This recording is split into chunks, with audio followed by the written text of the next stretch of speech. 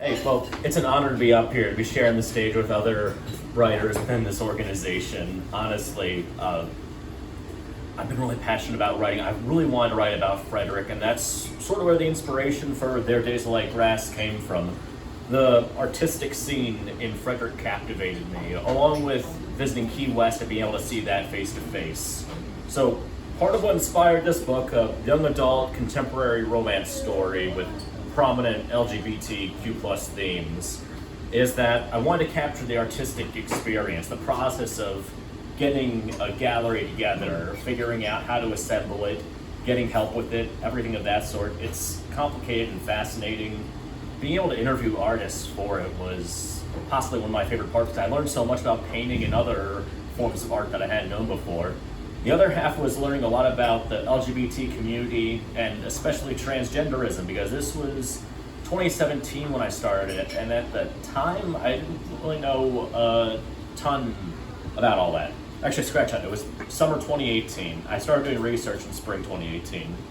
And reaching out to people that I knew from within the community, doing interviews, it really opened my eyes to just the struggles people go through, but also just the joy that people experience. And that's the other half. That's what I wanted to really focus on with Their Days of Light Grass, is the joyous aspect of being LGBTQ+. The protagonist, Rose, is a trans woman starting her first year in college. She doesn't know what to do with herself. She's cut herself off from her family because she's scared of rejection, and she doesn't really know what to do with her future. So she's in a depressive slump. And in the midst of a walk around town, she crosses paths with this eccentric but well-meaning artist named Armand, who's getting ready to wrap up high school and was about to have the honor of having an exhibition at the Delaplane Arts Center. But there's a deadline he needs to meet. And as a result, the two end up striking up this odd friendship and becoming artistic partners to finish it in time. It's an overall uplifting, feel-good kind of romance, and from what I had heard from other people during the interviews, there's quite a lot of queer fiction out there, but it can get pretty bleak at times, at least at the time when I was writing this. And I really wanted things to end on a positive note for the characters. Not just because their arcs built up to it, but also because I feel like sometimes you need that catharsis. You need a happy ending once in a while. I greatly admire authors who came before me and who paved the way for something like this to be written.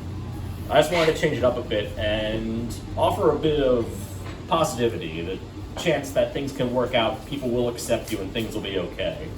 So the section I'll be reading is actually later in the book.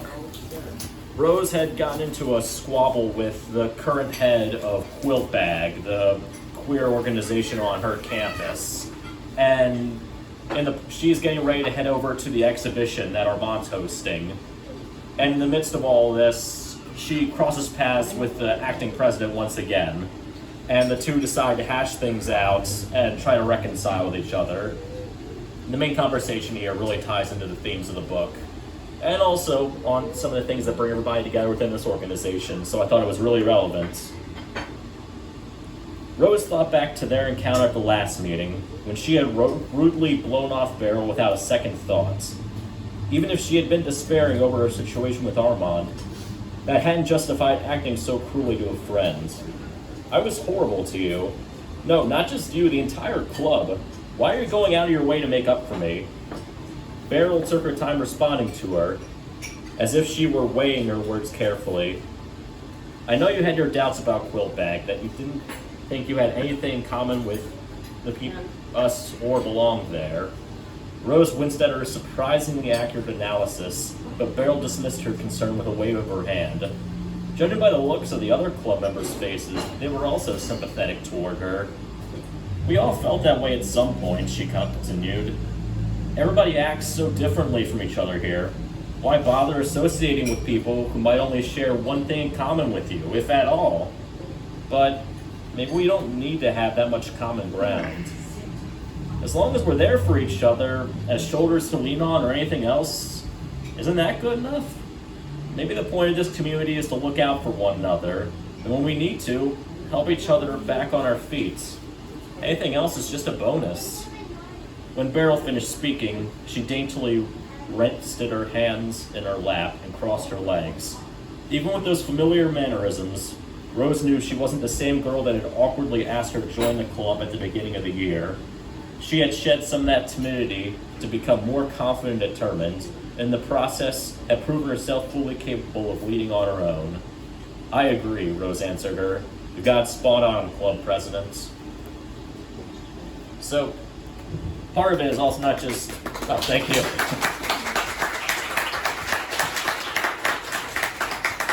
Part of it is not just why I chose that. It wasn't just the unity aspect, but also because I felt like the message really resonated with me when I was writing it. I had a slump going on, especially as I was wrapping up the last section of the book. And I think that I channeled some of how I was feeling into what Beryl said. Maybe we don't have a lot in common with each other. Maybe it's just one thing, or only just we happen to be in the same area. We're coming here for socialization because we're lonely. We need to see some people face to face. And maybe that's okay. Maybe that's all we need, to come together, share some food, meet up with some friends. That's what matters. Finding common ground with each other and being able to count on each other. That's the sort of thing that makes a friendship last, and that's really what I wanted to go for with Their Days of Late Grass. Things aren't necessarily perfect. Armand still has family issues to work out by the end of his section of the story. Rose's parents, they haven't quite accepted her, but they're willing to give her a shot, and they're sincere about wanting to get to know this side of her better, since they hadn't been aware of her transition when the story starts. But there's hope at the end of it for the characters involved, and I think that's what really matters, to plant that seed of encouragement and allow readers to draw their own conclusions on where things might lead, but to nudge them in a bit of a more hopeful direction. And that's the end goal of what I was working on with Their Days of Late Grass. Thank you guys for coming to hear me out. Now this is self-published. Despite my best efforts, I'm not with a publisher. I'm shooting to get published with my current project, a middle grade horror novel focused on local folklore, and especially for Southern Maryland. But this is available. Oh yeah, I'm very excited about that, but that's not what I'm here.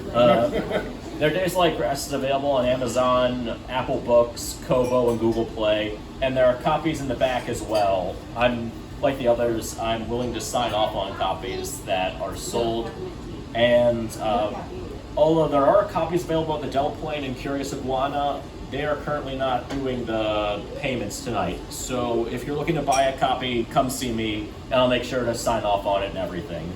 Thank you guys so much again. It was such an honor to be up here, and I really appreciate this chance. Have a wonderful night.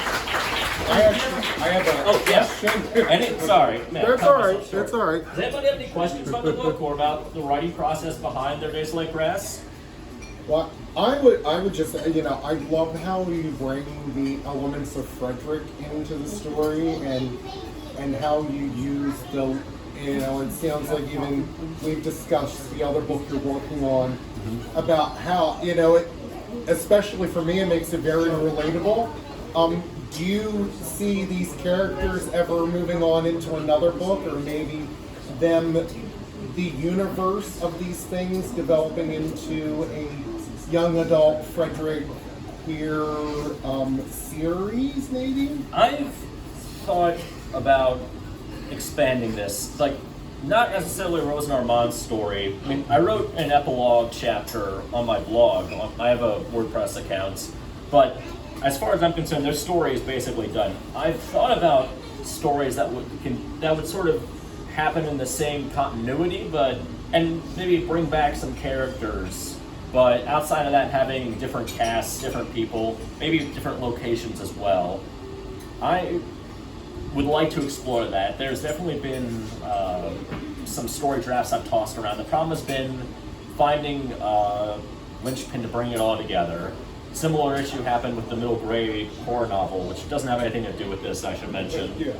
But I think probably when I least expect it, that spark of inspiration will come along and I'll be like, oh hey, here's how I can write that tying story.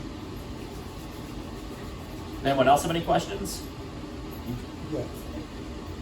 I'm bringing one forward to show everybody, but the cover art on this is so lovely. Oh yes. So I thought if you would want to shout out the illustrator. Absolutely. And yeah, you have light on your copy, but there's the bell tower from Baker Park, and it's just so cute.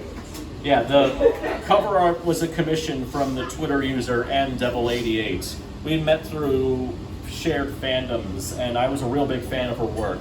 So I reached out to commission her for the cover, and honestly, it was well worth the investment.